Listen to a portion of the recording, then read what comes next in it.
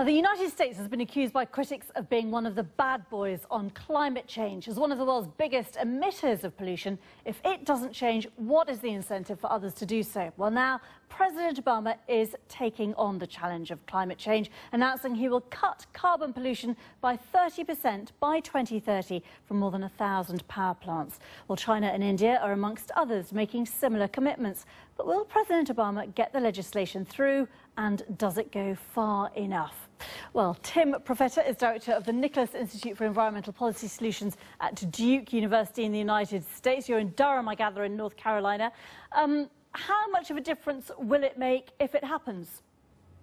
I think it's probably the most significant thing the president can do in the remainder of his term as president. This is one-third of our emissions from the United States, greenhouse gases, comes from power plants. And as a proportion of the global emissions, do you have any idea what it is? It's just roughly about 8 to 9% would be, given what our global share is. And what exactly is your understanding of what's going to happen? I know the report's only just been actually formally published in the last hour. So the president is proposing a rule under the Clean Air Act. He has the authority already passed by Congress to act under the Clean Air Act, and he's just moving forward with his own authority to do this. The proposal will go forward today, and then about a year from now will be finalized by the president. This is going to be difficult, though, isn't it? Because it doesn't complete until after the end of his term. And politically, there's a lot of opposition, not only from Republicans, but from some Democrats who have got a lot of coal power stations in their states. Absolutely. Climate change is a very controversial topic here in the United States, and this will be controversial as well. But the president's rule gives the states a lot of discretion, a lot of flexibility in how to execute the plan. So I think the hope by the administration is by allowing the time and the flexibility, they can work with the states to find a way forward.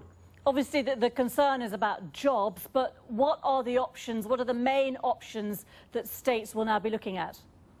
Well, actually, the states have a lot of options. The federal government, the president, will set a target for those states. But anything they can do from a policy perspective that prevents CO2 from going up a smokestack, that'll be permissible for that state to use in a state plan. So that means renewables, energy efficiency programs, cap and trades, taxes, whatever they think is the best thing for their state and their politics.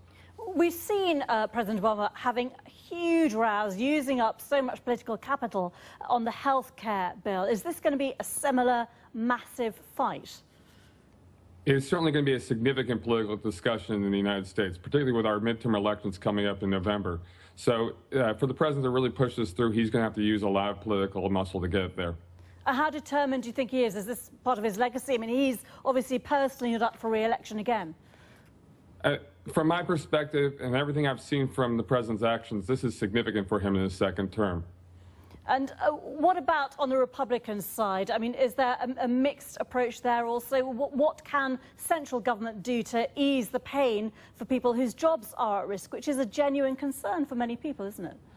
Oh, it's absolutely a genuine concern, and I think the president's rule today looks to be trying to create that balance between our need on the economic side as well as our need to address climate change. The biggest thing he's doing is he's giving 15 years for the states to come up with the plans that will secure these reductions. And that's a lot of time to plan and a lot of time to work with the sector as investment flows into the power plants. So do you think that is too much time? Is this enough? Because given the United States' history in the past on climate change, people might say, well, the numbers are just not big enough here.